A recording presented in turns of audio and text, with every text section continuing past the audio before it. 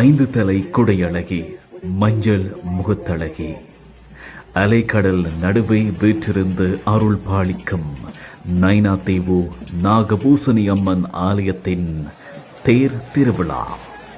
யாழ்ப்பாணத்தின் சப்த தீவுகளில் ஒன்றான நைனாதீவில் அமைந்திருக்கும் நைனாதீவு நாகபூசணி அம்மன் ஆலயத்தில் கடந்த வருடம் மகா கும்பாபிஷேகம் இனிதே நடைபெற்றது.